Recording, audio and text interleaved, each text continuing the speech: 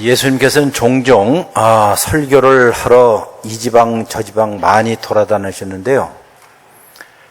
주로 예수님께서 설교하신 시간은 보통 아침 오전 시간이었습니다. 그리고 어느 교회에서 오후 시간에 설교를 해달라고 하면 예수님께서 거절을 하셨어요.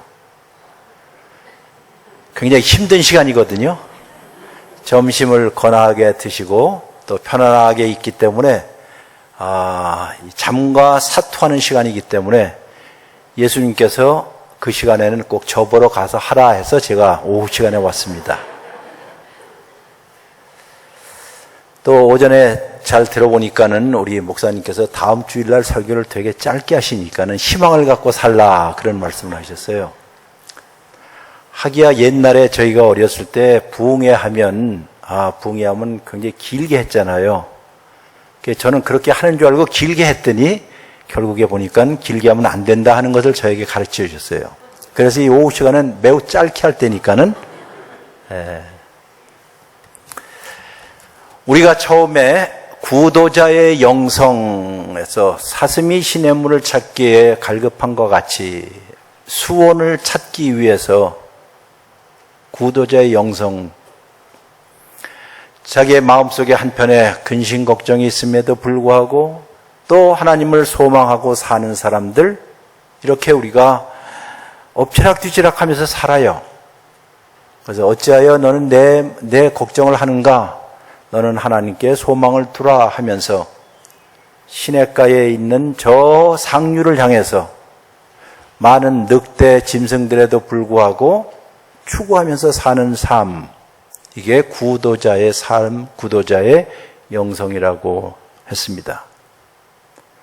또한 보시다시피 순례자의 영성, 이 세상에 살면서 우리들은 마치 적진 한가운데 지금 떨어져 있는, 그래서 온 사방이 다 전선 형성을 하고 있고, 여기서 우리는 저 하늘로부터 공급받는 힘으로 갖고 하늘로부터 받는 가치관과 하늘로부터 한 전령을 통해서 우리가 넉넉하게 이길 수 있도록, 그러기 위해서 혼자만의 싸움이 아니라 우리 모든 공동체가 탄탄한 믿음의 방패들을 갖고 틈새가 열리지 않도록 아킬레스건을 침공하고 아킬레스건을 향해서 쏘고 있는 적군 사탄의 계획에 대해서 우리가 각성하고 또 이 길을 가면서 여기가 영원한 우리의 집이 아니라는 것을 알기 때문에 그 누구도 inconsolable secret, 즉 그 어느 것으로도 위로받을 길이 없는, 이 세상에 있는 것은 진짜가 아니라는 사실들, 이 세상에 있는 모든 것들은 덫이 없다는 것도 알고,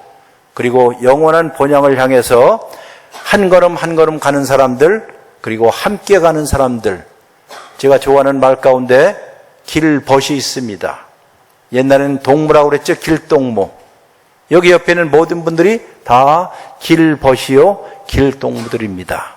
함께 걸어가는 사람들, 이것이 바로 순례자의 영성일 것입니다. 자기의 고향이 어딘지를 아는 사람들. 오늘은 특별히 성령 강림 주일 기념 주일이었기 때문에 계속해서 사도행전에 있는 말씀을 가지고 지금 1부와 2부 그리고 3부에서 제가 설교를 합니다. 제목을 보시면 성령에 이끌려 어디로요? 광야길로. 아마 제목이 모든 것을 다 암시하고 있을 것 같아요. 제가 좋아하는 찬송가 가운데 성령이, 그 찬송가 있죠? 잠 깨우기 위해서 한번 불러봅시다. 후렴만 시작. 성령이 계시네, 할렐루야 함께 하시네. 좁은 길을 걸으며 밤낮 기뻐하는 것, 주의 영이 함께함이라. 다시 한번 볼까요? 성령이 계시네, 할렐루야 함께하시네. 좁은 길을 걸으며 밤낮 기뻐하는 것, 주의 영이 함께함이라.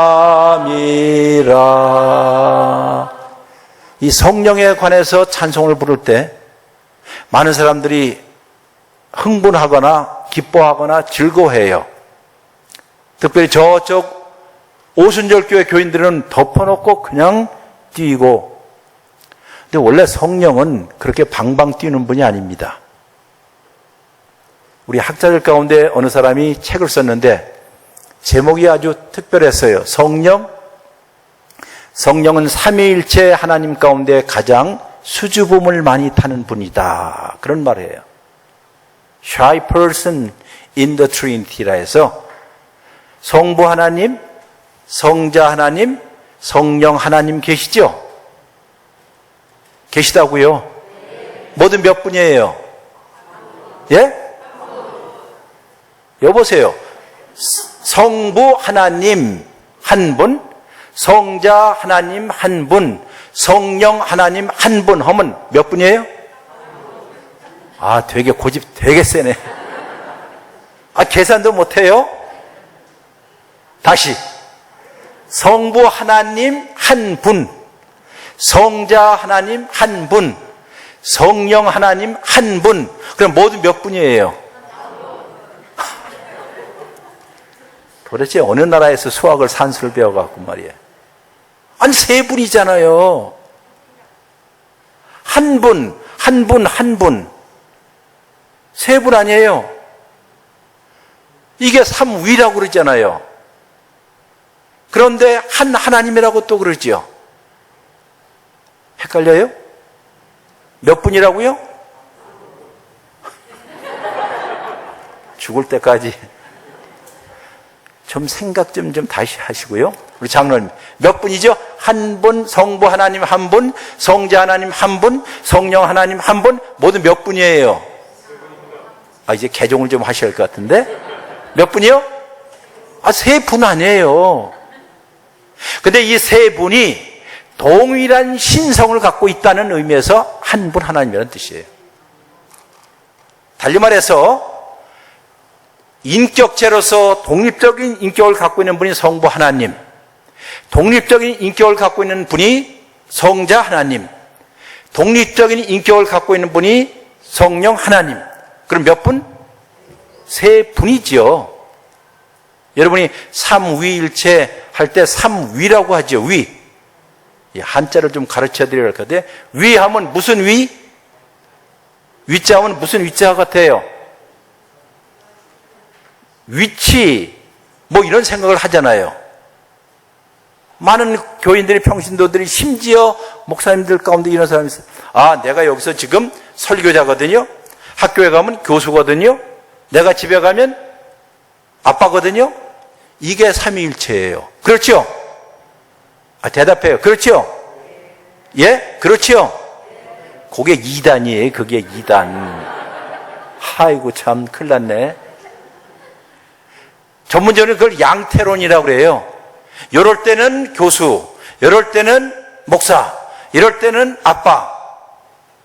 하나님이 이럴 때는 성부, 이럴 때는 성자, 이럴 때는 성령으로 나타나는 것, 이것이 이단입니다. 이게 양태론. 여기 이단이 그냥 질비하게 앉아 계시네. 오늘 확실하게 아셔야 돼요. 하나님 몇 분이라고요? 분명히 세 분이지요. 분. 여기 위자라는 말이 위치를 이야기하는 위자가 아니라 전문적인 용어로 분위자입니다. 한 번, 두 번 할 때 분위자예요. 왜? 옛날에 한자어로 여러분을 한자어로 뭐라고 그러죠? 두 자로. 제위라고 그러잖아요. 들어보셨죠? 제위 여러분 그렇잖아요. 제군들 제자. 제자는 여러 제자예요. 그러면 위는 뭘까? 제위 할 때 위는 분위라고 그랬잖아요. 여러 분 한자로 제위. 속 터져갖고 설교 못하겠네. 자, 그러니 독립된 존재로서 인격을 갖고 있는 한 분, 두 분, 세 분이 있는데 이분들이 다 동일한 무엇을 갖고 있다? 동일한 신성을 갖고 있다는 거예요. 그러면 삼위, 위자는 분위자라고 그랬어요. 일체할 때 체자는 무슨 체? 체자 할 때는 우리가 보통 알 때 몸체로 알고 있죠. 그러나 그 몸체가 아닙니다. 철학적으로 전문적 용어로 본체 체자예요. 본질. 그러니까 동일한 본질을 갖고 계신, 신성을 갖고 계신 하나님, 성자, 성령이 어찌 보면 완벽한 공동체를 이루어서 존재를 하고 있는 분이 삼위일체 하나님. 그러니 여러분과 제가 하나님을 닮았다는 것은 무슨 뜻이에요? 교회가 하나님을 닮았다는 것은 무엇이에요? 서로 다 독립된 인격이 있음에도 불구하고 이분들이 어떻게 해요? 한 몸을 이루어서 사는 것, 이것이 교회예요. 그러니까 하나님을 본받고 사는 것이죠. 자, 이제 성령, 오늘 성령에 대해서 이야기. 성부, 성자, 성령이 동일한 사역을 하셔요. 말이 나와서 그렇지만 전문적인 용어 하나 알려드릴게요. 세 분이 함께 서로 사랑하고 상대방이 무슨 생각을 하면 이쪽도 다 알고 서로가 서로 속에 다 들어갈 수 있고 그러나 함부로 하지 아니하고 이런 모임 봤어요? 누구만? 하나님만 그렇다. 서로 사랑하고 서로 이해하고 이걸 갖다 전문적인 용어로 따라서 하세요. 내재적 삼위일체. 무슨 삼위일체라고요? 그러니까 이 세 분 독립된 인격을 갖고 있는 이 하나님이, 동일한 하나님이 서로와 서로를 이해하고 사랑하고 포옹하고 이런 거, 계획하고 생각하고 그 대신에 상대방을 어떻게 함부로 휘젓지 않고. 여러분, 부부도 이와 같아야 돼요. 둘이 한 몸이라고 그랬잖아요. 어떻게 한 몸이겠어요?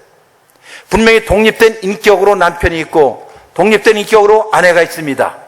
그러나 이 둘이 서로가 서로 속에 들어가서 서로를 사랑하고 이해를 하되 한 사람이 한 사람을 휘젓지 않고 함부로 하지 않고 상대방의 고통이 내 고통이고 상대방의 즐거움이 내 즐거움이라고 생각할 때 이것이 뭐예요? 완벽한 부부라고 얘기하잖아요.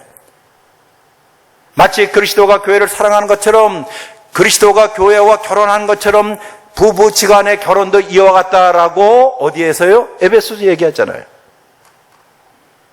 자, 이래요. 그러면 이 세 분 동일한 신성을 갖고 있는 하나님이 이제 계획을 해요. 무슨 계획이냐? 우리가 이 세상을 만들어 놓고 사람을 만들어 놓고 사람으로 이 세상을 관리하라고 했는데 이게 완전히 개판시킨 거 아니에요. 세상이 어지럽고 세상이 형편없이 되는 것은 마치 하나님이 온 세상을 자기 집으로 삼아서 집을 만드셨는데 이 집을 만들어 놓고 사람에게 관리하라고 한 거 아니에요. 아주 쉽게 관리하라고 그랬어요. 그러면 관리하기 위해서 그가 깨끗하게 모든 걸 다 정리정돈하고 그렇게 하고 이 집 주인에게도 감사하고 살아야 되는데 다른 집 타기 시작하면서 집에서 냄새나기 시작해요. 설거지도 제대로 하지 않고 먹고 영불도 나오고 사방에. 그러니까 이 하나님이 만들어놓은 창조 세계가 사람의 욕심, 사람의 그것 때문에 엉망진창이 된 거 아니에요? 그래서 하나님께서 또 모임을 가졌어요. 성부, 성자, 성령님이 모여갖고 이 인간들이 이렇게 형편없이 만들어놨어. 그 인간들을 보면 우리가 한 말에 대해서 반역하고 거절하고 혹은 우리를 싫어하고 이 세상 모든 만사를 엉망진창으로 만들어놨으니 이거 안 되겠어요. 이 집에 세를 준 이 인간을 어떻게 해요? 쫓아내야겠다. 아니야, 쫓아내는 대신에 뭐 어떻게 할까요? 여기에다가 집을 회복하여요. 집을 깨끗하게 다시 재건축을 하든지 집을 다시 해야겠다. 이것을 하나님의 회복 프로그램이라고 그래요. 엉망진창이 된 하나님의 피조세계, 그리고 이 피조세계에 가장 엉망진창된 당사자가 누굴까요? 사람이잖아요. 사람의 죄, 사람의 죄성들, 하나님께 대해서 반역하기를 원하고 자기 욕심을 따라서 살고 하나님이 싫어서 멀리 가버리기도 하고, 이런 인간들이 저지르는 모든 죄들에 대해서, 그리고 그 죄로 인하여서 이 세상에 무엇이 왔어요? 형편없는 엉망진창이 된 세상이 왔기 때문에 하나님이 이것을 못하자? 회복시키자. 그래서 모였어요. 성부, 성자, 성령님이 이거 정말 세상 형편없는데 이거 누가 고칠까? 그랬더니 자발적으로 능동적 순종을 하려고 누가 손들었을까요? 누가요? 예수님께서 내가 이 일을 처리하겠습니다. 성부 하나님께서 정말 당신 할 수 있어? 그랬더니 옆에 있는 성령께서 그분이 하게 되면 내가 적극적으로 어떻게 해요? 뒷바라지하겠습니다. 이렇게 해서 새로운 창조가 시작된 거예요. 이것을 우리는 소위 구원사역, 구속사역이라고 부르는 것이, 크게 보게 되면 회복사역입니다. 이 일에 가장 결정적인 일을 하신 분이, 계획을 하신 분이 성부시고, 이 일을 준행하시고 실제적으로 일을 하신 분이 누구예요? 예수 그리스도고, 그리고 그 일을 끝마무리까지 계속해서 할 수 있도록 사람의 마음을 변화시키고 이 모든 일들을 새롭게 하시는 분이 누구라고요? 성령님이에요. 그러니 창세기에서부터 요한계시록까지 전체의 모든 스토리는 누가 하는 일입니까? 삼위일체 하나님께서 하시는 일이에요. 삼위일체 하나님께서 하시는 일이에요. 우리를 때때로 사용을 하시지만 우리를 절대로 믿을 수 없어요. 왜? 세상에 믿을 놈 없거든요. 예? 하나님께서 그의 마음을 변화시켜서 그로 하여금 일을 하게끔 하시지, 그저 한번 너 잘해봐 이런 일은 없어요. 그러니 우리가 성령 강림 기념주의를 지키는 것은 매우 의미가 있다는 것이에요. 그런데 이 성령께서 하시는 일을 오늘 보게 되면 매우 독특합니다. 어디로 보냈다고요? 성령에 이끌려서 어디로 갔다고요? 광야로 가는 거예요. 오늘 본문의 이야기를 잠시 이야기하면 예측 불허의 흥미진진한 이야기입니다. 들어보세요. 여기에 등장 인물과 내용을 보면 이것이 얼마나 흥미진진하고 예측 불허의 이야기인지를 알게 됩니다. 예루살렘 교회의 전도자이고 예루살렘 교회의 지도자였던, 설교자였던 누구요? 빌립이. 여러분, 집사라고 그냥 하지만 집사가 아니에요. 요즘 말은 집사가 아닙니다. 전도자요, 설교자였어요. 빌립이 그 당시에 스데반의 박해로 인하여서 온 교회가 정말 고난을 받고 초대교회가 어려워졌을 때 다 피신을 하게 되었습니다. 그때에 빌립이 저 북쪽에는 어디로 가요? 사마리아 지역으로 가게 돼요. 어찌 보면 예루살렘 교회에 수천 명이 있었을 때 하나님, 이 사람들이 똘똘똘똘 뭉치니까 어떻게 돼요? 흩어버린 거예요. 교회도 마찬가지입니다. 우리끼리 하거나, 우리 교단은 우리 교단 하거나, 이렇게 되면 하나님이 어떻게 해요? 쳇바퀴 돌려서라도 흩어버려요. 흩어버리자 이 사람들이 간 곳이 어디죠? 빌립이 간 곳이 사마리아였습니다. 아마 오늘 오전에 설교를 들으신 분은 아시겠지만 성령이 너에게 임하시면 너희가 힘과 권능을 얻게 되고, 그리고 어디? 예루살렘과 온 유대와 그 다음 사마리아와, 한마디로 예수님께서, 하나님께서 밀어내신 거예요. 여러분과 제가 가만히 있으면 하나님께서 언젠가는 어떻게 밀어내셔요. 가만히 요거 좋아, 요것만 좋아, 계속 단 것만 빨아먹고 있으면 언젠가는 하나님이 이런저런 일로 어떻게 밀어낸다는 거예요. 밀어내서 간 곳이 사마리아예요.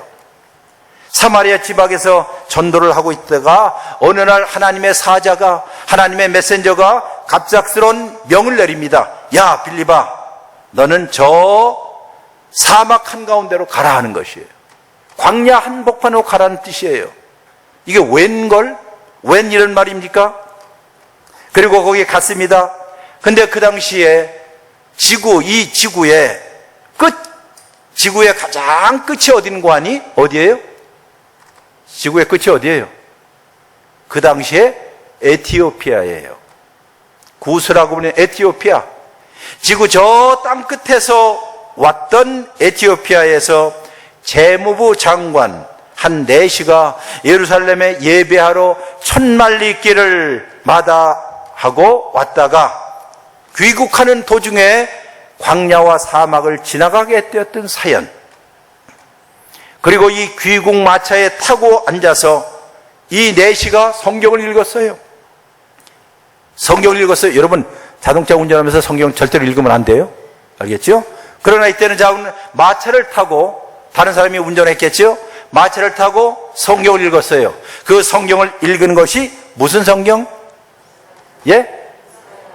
이사야. 여러분 생각해 보세요. 지금이야 이런 성경이 있으니까 요 한 권 갖고 다니고, 아니면 여러분들이 스마트폰 갖고 다녀서 성경 다 찾겠지만은, 옛날에는 그것이 아니라 무엇이 두루마리로 되어 있어요. 그럼 두루마리가 성경 다 하면 어마어마하게 많거든요. 그러게 그걸 다 싣고 오지는 않았을 것 같아. 자기가 평소에 좋아했던 이사야서 66장까지라도 이 뭉치가 여러 개입니다. 어쨌든 그것을 성경을 마차에서 읽고 있었습니다. 그 읽는데 어디를 읽었다고 그랬어요? 아셔요? 어디요? 이사야서 53장이죠. 그러나 그 당시에는 1장, 2장, 3장이라는 구분이 없었습니다. 네, 없었어요. 자전 이 두루마리 뭉치를 가지고 열었습니다. 그리고 자기가 아마 좋아했던 성경 구절인지 거기를 읽게 되었어요. 지금 알고 보니까는 이사야서 53장에 이어졌어요. 소위 우리 구약학자들의 말에 의하면 이사야서에는 4개의 고난받는 여호와의 종에 관한 노래가 있어요. 근데 그 마지막 클라이막스가 이사야서 53장입니다. 그 53장을 쭉 읽고 있는데 아마 여러분 아실 거예요. 우리가 고난받는 것은 그가 질고를 받으면 우리의 치료를 위하여서, 그런 거 있죠? 예. 그거를 쭉 읽고 있었습니다. 바로 거기에 하나님께서 성령을 통해 갖고 빌립에게 거기를 가라고 그래서 사막 한가운데서, 정말 사막 한가운데서 아무도 없는 가운데서 호련히 빌립과 에티오피아 4시가 만나게 되는 이야기입니다. 그리고 그 4시가 만나면서 제일 하는 말이 무엇일까요? 당신은 읽는 것을 이해하십니까? 그래요. 이건 솔직하게 해서 우리 목사님들이, 목사나 혹은 신학 교수가 학생들에게 꼭 하고 싶은 말이에요. 왜? 책 읽어오라고 그러면 읽어오잖아요. 그럼 꼭 물어보는 거예요. 읽은 것을 이해하냐? 그래요. 여러분 성경 지금 보니까 저 통독하는 것 같아요. 여러분 통독 계속 해봐요. 내가 질문합니다. 여러분 읽은 것을 이해하십니까? 솔직하게 읽은 것을 이해하십니까? 덮어놓고 읽어요? 그건 아니죠. 그렇게 해서는 안 되지요. 그래서 물어보는 겁니다. 정말 당신은 읽는 것을 이해합니까? 했더니 뭐라고 해요? 그 유명한 말, 우리 교수나 목사가 제일 좋아하는 말, 가르쳐주는 자가 없이 어찌 이해하겠습니까? 이런 말이에요. 그럼 뭐가 필요하다는 것이에요? 가르침이 필요하다는 거 아니에요. 어찌 보면 설교가 필요하고 성역 공부가 필요한 이유가 그렇습니다. 그래서 그것을 쭉 설명을 해요. 설명을 하고, 이것이 바로 예수 그리스도의 고난 받는 것에 대해서 이야기하고 있는 구약 성경이군요 라고 깨닫게 되자, 내가 어찌 그냥 갈 수 있겠습니까? 못 받아요? 세례를 받아야겠다. 그래서 사막 한가운데서, 광야 한가운데서 물이 있겠어요, 없겠어요? 거의 없잖아요. 그런데 그때 뭐가 있을까요? 광야 한복판에 소위 건천이라는 게 있습니다. 지금도 이스라엘 가면 건천 혹은 와디라는 게 있어요. 왜냐하면 이스라엘은 우기와 건기로 나눠져 있기 때문에 건기 때는 비가 오질 않아서 다 겨울이 말랐어요. 그러나 우기 때는 비가 오게 되면 졸졸졸졸 건천, 즉 천이 생겨요. 아마 거기에 오아시스 같은 것도 생겼겠죠. 그래서 거기에서 사막 한가운데서 무엇을 받아? 세례를 받아요. 세례를 받아요. 침례를 받아요. 그리고 조금 있다가 하나님의 영이 빌립을 낚아채자 어디로 가버렸어요. 여러분, 이 이야기를 들어보면 마치 어디서 나오는 것 같아요? 소설에서나 가능한 이야기와 같은 이야기예요. 소설에서 주님의 명령을 받아서 광야로 들어가는 명령을 받기 전까지만 하더라도 빌립이 있었던 곳은 사마리아였고, 사마리아에서 복음을 전할 때 여러분 이런 말씀이 있습니다. 사마리아 8장 5절로부터 8절까지 보시면, 사도행전 5장에 보면 8장 5절에 보면 빌립이 사마리아 성에 내려가 그리스도를 백성에게 전파하니 무리가 빌립의 말을 듣고 행하는 표적도 벗고 한 마음으로 그의 하는 말을 따르더라. 그리고 맨 끝에 그 성에 무엇이 있었더라? 예? 뭐 있었대요? 큰 기쁨이 있더라 하는 말이에요. 여러분, 이 빌립에 있어서 빌립의 사역, 빌립의 목회는 지금 성공입니까? 실패입니까? 사마리아에 가서 큰 성공을 거두고 있는 거예요. 그리고 얼마나 기뻤어요. 그리고 자기만 기쁜 게 아니라 거기는 모든 복음을 들었던 사람들이 다 기뻤습니다. 사마리아인들이. 어저께도 얘기했지만, 오늘인가요? 어저께 했지만, 유대인들이 볼 때는 사마리아는 무엇이에요? 이방인 취급, 심지어 개 취급할 정도로 그렇게 천하게 봤습니다. 그런데 바로 거기에 복음을 들고 가서 거기에 큰 기쁨이 있게 되었습니다. 그러니 보람을 느꼈던 이 빌립에게 갑자기 어느 순간이라고요? 어느 순간이요? 예? 아까 했는데 어느 순간이라고요? 어느 순간, 즉 빌립이 예기치 않은 시간이라는 뜻이에요. 이것이 바로 성령이 하는 일 가운데 하나입니다. 성령은 우리가 예측하지 못했던 그 어느 때, 어느 시간에, 어느 날 갑자기 들어와서 빌립에게 말하기를 어디로 가라? 광야로 가라는 것이에요. 이게 얼마나 대조적입니까?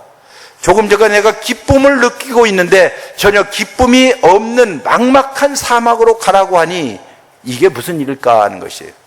여러분에게 누군가가 하나님께서 정말 신앙생활 참 잘하고 있는데, 신앙생활 잘해요?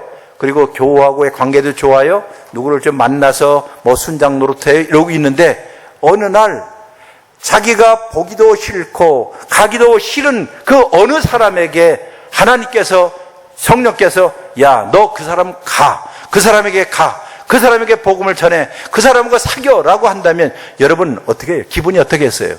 뭐 밟은 것 같지 않겠어요? 오늘 여기에서 빌립이 그런 지경이었습니다. 그러나 그 빌립은 하나님의 말씀에 순종하고 성령의 음성에 순종을 하여서 광야로 갑니다. 근데 아까 광야에서 누구를 만난다고요? 예루살렘에서 예배를 마치고 본국으로 돌아가고 있는 에티오피아 내시 재무부 장관을 만났습니다. 고대 근동에는 거세를 당한 남성들이 왕궁의 고위 관료직을 맡는 일이 흔했습니다. 이상한 짓 하지 않도록. 그래서 그를 에티오피아의 내시라고 성경이 알려줘요. 근데 그가 예루살렘에서 예배를 마치고 귀국길에 오는 종이었는데, 여기에 성경을 보면 빌립은 그 당시 지구에서 가장 먼 곳에 매우 높은 권세를 가진 사람을 만나고 있다는 사실을 자기가 알게 됩니다. 빌립이 광야길로 들었습니다. 전혀 기대하지도 않았고 자기가 예측하지도 않은 곳에 하나님이 갖다 집어넣은 것이에요. 주님의 영이 그곳에 집어넣었습니다. 그러나 그는 단순히 그는 지역적인 차원에서 광야로 들어간 것이 아니라 그 자신 자체가, 빌립 자신 자체가 영적인 여정 속에 들어간 게 된 것이에요. 한 번도 가지 않았던 그 길을 그는 처음으로 자기도 영적인 낯선 곳으로 들어가기 시작하는 것이에요. 어떤 이방인에게, 낯선 사람에게 하나님께서 보내셨을 때 그는 자기의 되게 엄청나게 도전을 받은 것이에요. 자기가 익숙하고 친숙한 지역이 아니라 전혀 광야 가운데, 그리고 성령께서 그를 만나라고 이야기합니다. 그에게 가까이 갔습니다. 아까 말씀드린 대로 당신이 읽는 것을 이해합니까? 라고 그랬더니 가르쳐주는 자가 없이 어떻게 이해하겠습니까? 라고 얘기합니다. 그리고 그 마차 위에 보세요. 마차 위에 타라고 그래요. 누가 누구에게요? 에디오피아 내시가 누구에게? 빌립에게 타라고 그래요. 함께 길을 가자고 부탁을 하는 거예요. 못하자고요? 함께 길을 가자고 부탁한 것입니다. 어찌 보면 여기서 빌립은 자기 평생에 한 번도 가지 않은 그 길을 가게 되었다는 뜻이에요. 한 번도 가지 않은 길, 이것이야말로 그에게는 새로운 경험이었습니다. 이방 낯선 곳, 지구의 제일 먼 곳에서 온 사람을, 생면부지의 사람을 만나는 일, 이것이야말로 어떤 의미에서 에디오피아 내시가 경험한 영적인 체험보다도 누가? 빌립이 더 했다는 것이에요. 여러분이 누군가를 위해서 광야로 들어가거나 여러분이 누군가를 위해서 이런 일들을 할 때는 사실상 그를 위해서 하는 일처럼 보이지만은 실제적으로 누가요? 여러분과 제가 그런 새로운 경험을 하는 것이에요. 하나님이 이런 식으로 나를 이끌어 가시는구나 하는 것이에요. 그리고 종의 노래로 알려졌던 이사야서를 읽게 되었습니다. 그리고 광야에서 세례를 베풀게 되었습니다. 세상에 제가 볼 때는 이런 경험을 저도 하고 싶은데, 이렇게 많은 사람들과 함께 지금 사경회를 하는 거 아니에요? 하나님의 말씀을 지금 읽고 해설을 하고 이런 뜻입니다라고 여러분들에게 이야기하는 거 아니겠어요? 그럼 여기 사람이 많잖아요. 근데 여기에는 누구하고요? 1대1 사경회가 열리는 거예요. 1대1의 사경회, 아무도 없는 데서 광야길 어디에선가 마차를 세우고 그리고 세례를 주게 됩니다. 보라, 여기 물이 있으니 내가 세례를 받음에 무슨 꺼리낌이 있겠습니까? 라고 에디오피아 내시가 이야기하자 그 물음에 대해서 대답을 하지 않았습니다. 그리고 그에게 무엇을 줘요? 세례를 주었습니다. 광야길에서요. 제가 이 구절을 읽을 때마다 옛날, 지금으로부터 거의 한 20년 전에 기억이 나서 이야기를 합니다. 1990 IMF 사건 때, 그 사건이 터지기 바로 그 12월 달에 터졌잖아요. 바로 그 전에 제가 신대원 학생들 졸업반 데리고 한 25명이 성지순례를 갔습니다. 근데 성지순례는 다 아는 사람이기 때문에 관계없는데, 한 학생이 말하기를, 나이 좀 든 여학생이 말하기를, 교수님, 제 남동생이 있는데 지리 선생님입니다. 그런데 예수를 안 믿어요. 제 누나로서 꿈에도 소원은 이 동생이 예수를 믿는 건데요. 그래서 지금 여기 성지순례에 좀 끼워 넣어도 됩니까? 그래서 뭐 어떻게 해요? 허락을 했죠. 자, 25명이 배를 이집트에서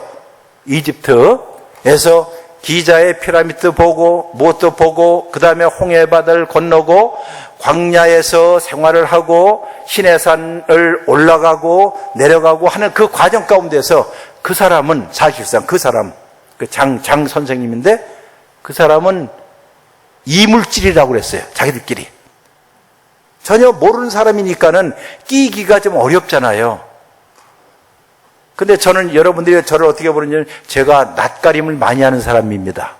낯가림을 많이 하기 때문에 누구하고 뭐 사바사바 이렇게 이야기하는 것도 못하고 그런 과예요. 그 20여 명이 다 타고 엘리엇이라는 곳에서 배를 타고 이스라엘 땅으로 이제 들어가는데 그 배가 한 4시간을 걸리는 거예요. 그 큰 배인데. 이제 거기에 다 탔습니다. 그러니까 사람들은 삼삼오오 다 앉았을 거 아니에요? 근데 저는 또 학생들하고 또 앉기가 또 멋졌고 또 뭘 질문하면 또 사람이 성미가 좀 그래서 그래서 뱅뱅 돌았습니다. 근데 그 사람도 이물질과 같은 그 사람도 끼는 사람이 없으니까는 이렇게 돌다가 저 가판, 큰 가판에서 지금 멀찌감치 봤습니다. 그러니까 그 사람 보니까 난 또 피했어요.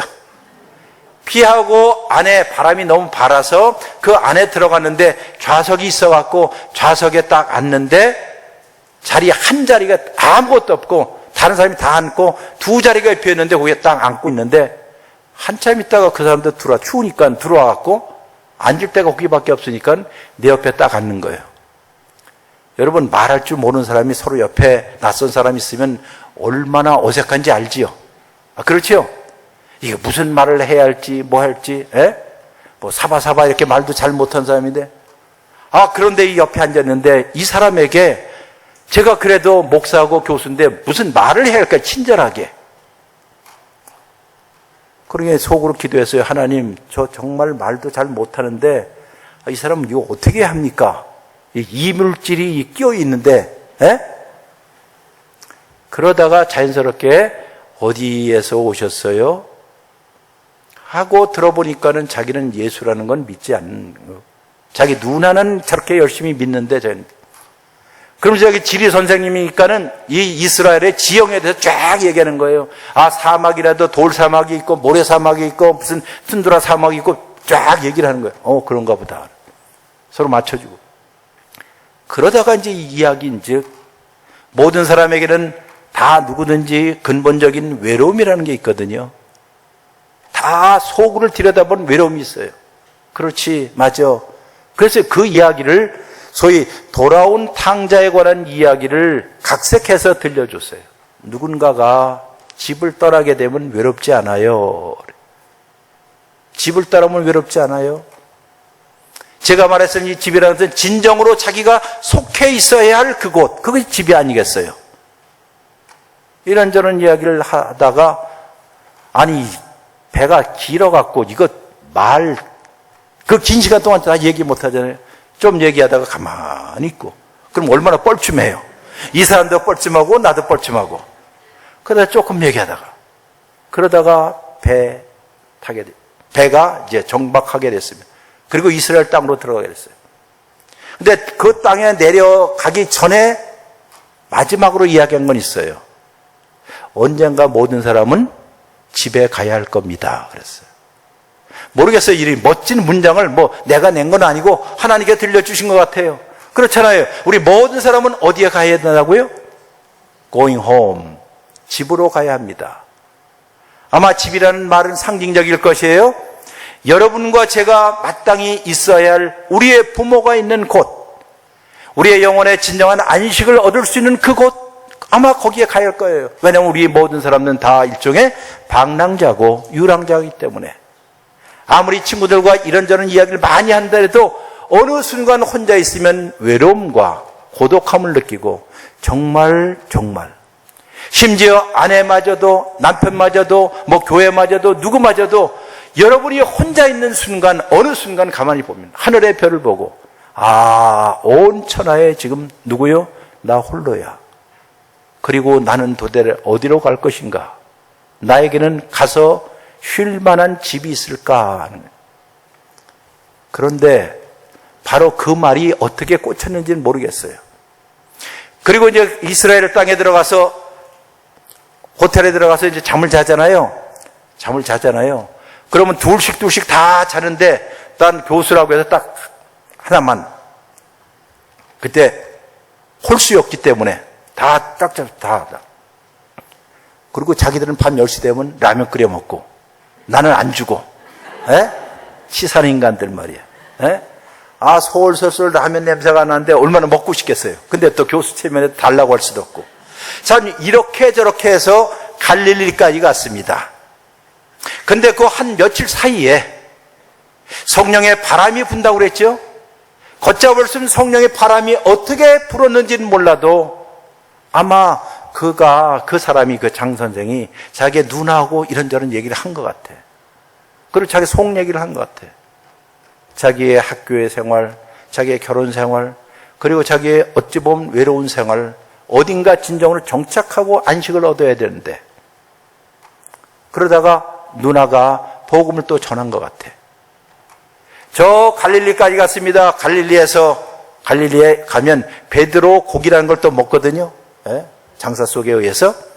자, 그거 먹고 갈릴리 호수 있는데 팔복교회 그쪽을 지나서 그 갈릴리 호수 쪽으로 오는데 바람이 불고 비가 막 오고 그래요.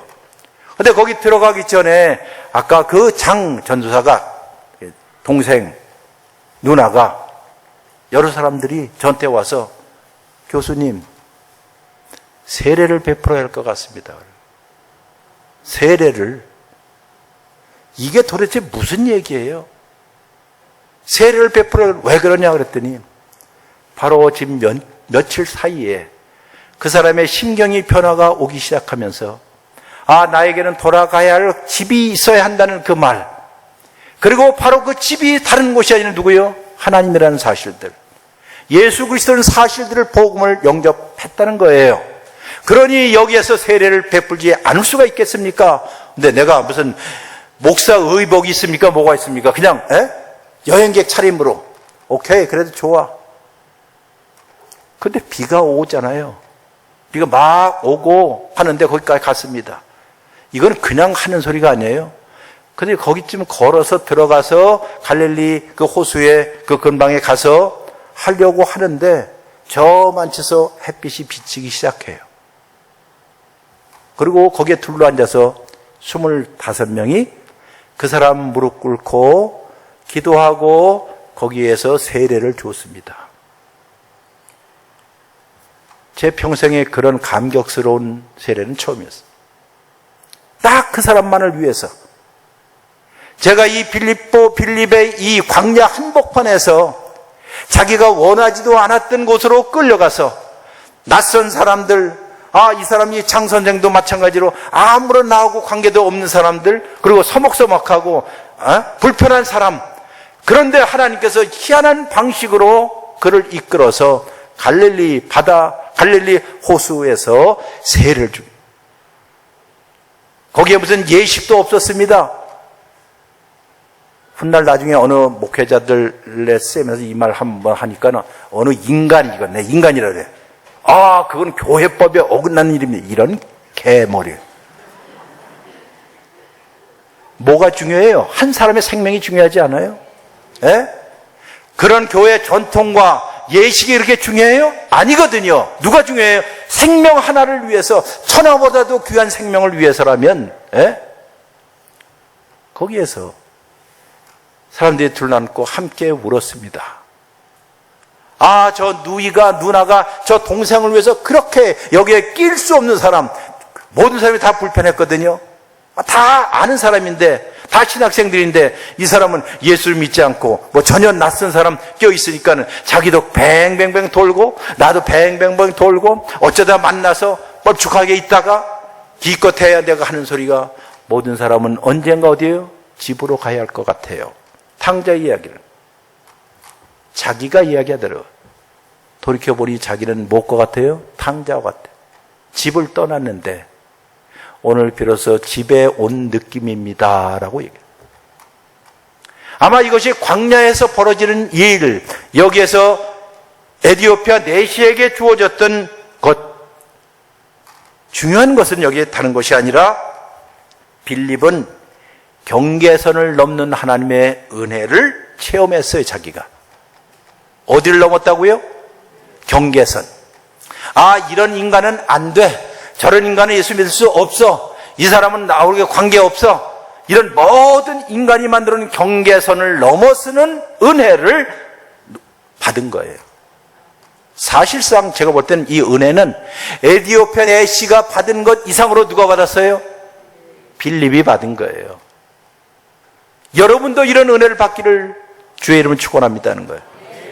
정말이에요. 내가 그 장 선생님을 생각할 때마다 그때 나중에 이제 가서 얘기했어요. 우리가 헤어질 때 10며칠 있다가 10며칠 있고 여행을 하고 김포공항에 떨어졌을 때 그때 환율이 거의 2,000원이 됐어요. 우리가 떠날 때는 얼마냐면 800 얼마에 다 계약해서 갔거든요. 그러니까 다 돈 벌었어. 진짜예요. 다 돈 벌었어요.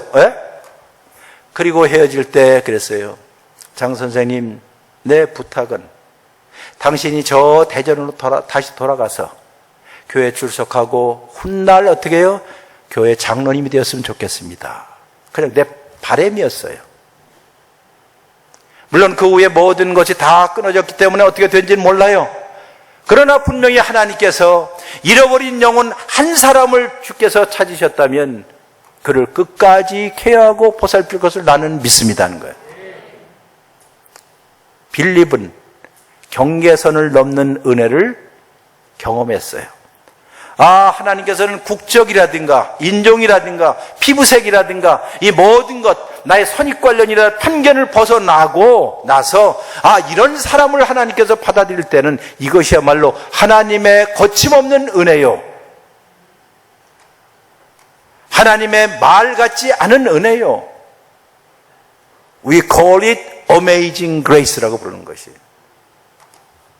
그래서 누군가 이런 말합니다. 하나님의 은혜는 어지러움증을 느끼게 합니다 하는 말이에요. Grace makes you dizzy.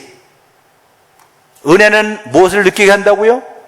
어지러움증을 느끼게 한다는 거예요. 도저히 상상할 수 없는 하나님의 은혜가 이런 방식으로 온다면 정말 기가 막히구나. 어찌 보면 어처구니 없는 하나님의 은혜, 바로 이 어처구니 없는 하나님의 은혜 때문에 여러분과 제가 지금 여기 와서 주님을 섬기고 찬양하는 거 아니겠어요? 서양말에 이런 말이 있습니다. Don't take it for granted라는 말. 무슨 뜻이냐? 당연시 여기지 말라는 것이에요. 여러분과 제가 여기서 찬양 인도할 때 그 찬양을 부르는 그 열정들, 감격들, 여러분들이 기도할 때 함께 아멘하는 것들, 이것들을, 이 시대를, 이 시간들을 결코 당연시 여기지 말라는 거예요. 왜냐? 하나님은 경계선을 넘는 은혜를 우리에게 주시기 때문입니다. 게다가 아시다시피 광야 한복판에 정오라고 그랬습니다. 정오, 대낮이에요.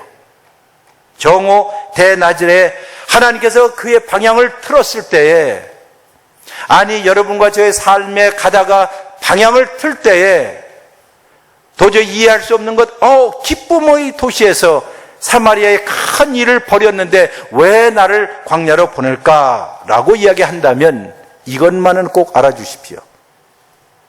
하나님이 여러분과 저를 광야로 보내실 때는 누군가를 어떻게 해요? 섬기고 누군가를 봉사하도록 하게끔 하기 위해서 보내는 거예요. 여러분과 저의 일상의 가운데 이런 일들이 있으면 봉사와 섬김이 절실하게 필요한 사람들에게 여러분과 저를 부르셨고 여러분을 보내셨다고 생각한다면, 비록 그것이 광야라 할지라도 사막이라 할지라도 참 어색한 시간이라 할지라도, 배 가운데서 왜 해필이면 그 수백 명 탄 배였거든요, 아까. 그런데 그 많고 많은 그 자리에서 다 차고 왜 두 자리만 남았을까? 아무리 생각해도 이해가 안 돼요. 저는 그 자리에 딱 추우니까 앉아있어요. 그래 조마조마했죠. 저 인간 들어오면 안 되는데. 저 인간 들어오면 안 되는데. 왜? 아까도 얘기하고 가판에서 왔다 갔다 빙글빙글 돌았는데, 근데 왜 그 자리 하나 남아서 그 자리에 딱 앉게? 어색해서 어쩔 줄 모르는 그때 성령께서 우리를 그런 식으로 집어넣을 수도 있다는 거예요. 그 자리를 집어넣어요. 그리고 여러분이 옆에 있는 사람, 가장 어색한 사람, 혹은 싫은 사람, 혹은 여기는 이디오피아 내시, 혹은 혈연도 다르고 인종도 다른 이런 사람들을 딱 옆에다 붙여주니, 어디에서요? 광야 한복판에서 어디 가도 못할 거 아니에요. 왜 그랬다고요? 하나님께서 여러분과 저를, 누군가를 어떻게 해요? 섬기고 봉사하라고 하는 것이. 그래서 거기서 그는 좋은 소식을 전했습니다. 무엇이 좋은 소식입니까? 예수의 이름으로 구원받는 것이 좋은 소식이죠. 십자가와 부활이 좋은 소식이죠. 죄의 용서함이 좋은 소식이죠. 자비를 베푸는 일이 좋은 소식입니다. 가난한 사람이여 행복하여라. 하늘나라가 너의 것임이라 라고 선포하는 것이 좋은 것이고, 군대 마귀를 내쫓는 것이 좋은 소식이고, 잃어버린 아들을 집으로 받아들이는 것이 좋은 소식이고, 가난한 자에게 좋은 소식을 전하는 것이 좋은 소식, 복음이고, 갇힌 자를 풀어주는 것이 복음이고, 눈먼 자에게 시력을 회복하여 주는 것이 복음이고, 압제받는 자, 눌린 자를 자유케 하는 것이 복음의 사역입니다. 그 일을 위해서 여러분과 제가 못했다? 부르심을 받았다는 거예요. 그리스도인은 그렇게 사는 것이에요. 저도 은퇴하면서, 은퇴한 후, 그전에도 그랬지만은 항상 이런 생각이, 내가 남은 여생을 어떻게 살까? 성경대로. 누군가를 어떻게 해요? 섬기고, 누군가를 봉사하고, 무엇인가 더 배우고 싶은 사람은 내가 그냥 가르쳐 주고, 예? 솔직히 해서 여기 온 목적도 딱 한 가지예요. 우리 박 목사님이 와라 하니까 오기도 했지만은, 그러나 목사로서 어느 교회를 가든지 여기에는 교인들이 믿음 안에서 좀 잘 자라고 건강한 양식을 먹고 올바른 신앙생활을 할 수 있도록 나에 있는 것을 조금이라도 풀어제칠 수 있다면 그는 감사한 일이에요. 오히려 이런 일을 통해서 하나님께서는 뭐요? 경계를 넘어서는 은혜를 누구에게 줘요? 저에게도 줘요. 여러분에게 줄 뿐만 아니라 저에게도 줘요. 여러분이 못 받으셨다면 할 수 없어요. 그러나 저는 받고 있어요. 이것이 예수에 관한 좋은 소식입니다. 그가 누구이죠? 위대한 일을 행하셨던 분이죠. 그런 마음에 교만한 자를 물리치시고 권세 있는 자들을 왕좌에서 끌어내리시고 낮은 자를, 비참한 자를, 연약한 자를 높이시는 분, 좋은 것으로 배고픈 자를 먹이시는 분, 이분이 예수 그리스도예요. 그러면 이제 마지막으로 교회가 무엇입니까? 교회는 광야의 교회처럼 무엇했어요? 세례를 줬지요. 그래야 안 그래요? 세례를 줬잖아요. 교회는 무엇입니까? 교회는 이런 의미에서 신앙 공동체를 만들어가는 것이에요. 이방인과 낯선 자를 환대하는 교회가 되어야 합니다. 이방인과 낯선 자를 못해요? 환대하는 공동체가 되어야 돼요. 우리끼리만 아니라 각종 경계선들을 지워버리고 무너뜨려야 합니다. 이런 방식으로 우리는 하나님을 찬양하고 경배하는 것입니다. 아니, 어떤 교회에 되어야 할까요? 우리 교회는 내시처럼 신실한 설교를 사모하고 갈망하는 교회가 되어야 하는 것이에요. 사막하는 거는 이게 무슨 뜻입니까, 목사님? 이게 하나님께서 우리에게, 나에게 어떤 말씀입니까? 하는 갈망과 사모로 가득 찬 교회 말이에요. 그리고 주님의 노래, 야훼의 고난받는 노래를 좋아하는 교인들. 어느 교회예요? 젊은이들에게 신앙을 양육하는 교회. 경건한 노인들이 많아서 그들이 보여주는 신앙의 경륜을 축하하고 존경할 수 있는 교회들. 사춘기에 있는 학생들에게 마음속에 있는 연약한 믿음을 북돋아주는 교회. 예수님을 따라서 모든 사람에게 신앙적인 도전을 주는 교회. 이런 방식으로 우리는 하나님께 찬양과 영광을 돌리는 것이에요. 어느 교회여야 합니까? 이 교회가 대학 캠퍼스에 견고한 신앙과 신앙의 목소리를 높일 수 있도록 하고, 광야에 있는 학생들에게, 낯선 땅에서 어려움을 겪는 학생들에게 교회가 신앙의 고향집이 되도록 하는 거예요. 고향집이, 여기 어느 교회가 되어야 할까요? 용서를 실제적으로 구현할 수 있는 교회. 진짜 여기서 용서를 할 수 있는 사람들이 모이는 교회. 그리고 가난한 자를 돌보는 교회. 이런 방식으로 하나님을 찬양하고 이런 방식으로 하나님을 경배하는 것입니다. 어느 교회에 할까요? 우리 교회는, 우리 새순교회는 정의와 공의를 증진하고 옹호하는 교회가 되어야 할 거예요. 학대나 착취나 억압에 대해서 목소리를 내는 교회가 되어야 할 것이고, 이주 노동자를 위해서 일어나는 교회가 되어야 할 것이고, 전쟁의 종식을 위해서 기도하는 교회가 되어야 할 것이고, 이런 방식으로 우리는 하나님을 찬양하고 하나님을 경배하는 것이에요. 우리는 어떤 교회입니까? 죽은 자를 장례합니다. 한 인생의 마지막을 가는 길을 우리가 장례합니다. 어느 교회입니까? 병든 자를 찾고 병든 자를 찾아가서 격려하는 교회가 되어야 할 것이에요. 여러분이 젊은이들에게 세례를 주고 어린아이에게는 성경을 가르치고 주일날에는 예배를 드리고 이런 방식으로 우리가 주님을 경배하고 찬양하는 것이에요. 그렇습니다. 교회는 언제나 말씀과 성례를 통하여서 교인들을 섬기고 봉사해 왔습니다. 앞으로도 그럴 것이에요. 특별히 광야길에 있는 사람들에게, 낯선 곳에 있는 사람들은 더더욱이 말씀과 성례를 통하여서 그들을 섬기고 봉사하는 교회가 됩니다. 그들의 삶의 진정한 의미를 추구하고 구도자들이 있기 때문에 진정한 길을 찾기 위해서 여기에 오신 모든 분들에게 길을 보여줄 수 있는